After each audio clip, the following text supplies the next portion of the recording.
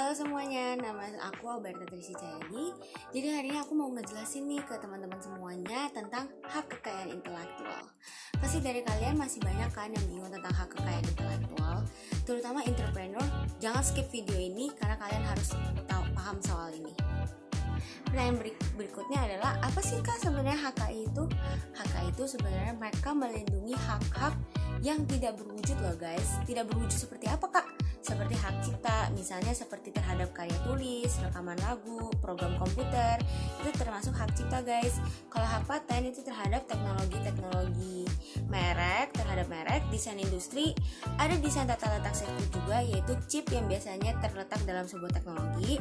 Ada juga seperti indikasi geografis, itu terhadap seperti benda-benda yang hanya diproduksi hanya di beberapa daerah, contohnya seperti kopi Gayo Aceh, dan juga sama rahasia dagang yang itu biasanya ada di perusahaan-perusahaan.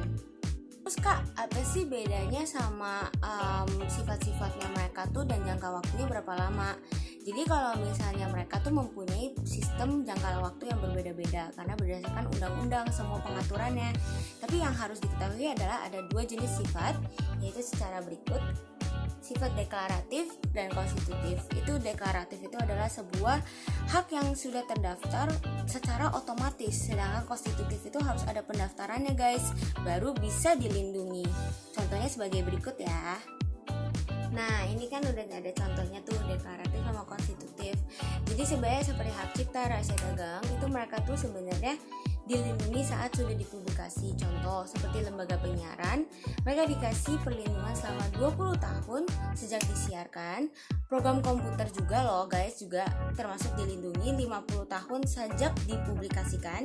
Rahasia dagang itu bersifat dilindungi selama tidak dibocorkan. Tapi beda guys kalau hak paten sama merek dan selebihnya ini. Kalau hak paten sendiri sebenarnya itu dibagi jadi dua, ada hak paten sederhana, ada hak paten biasa. Yang biasa diberi perlindungan 20 tahun, yang sederhana diberi 10 tahun perlindungan.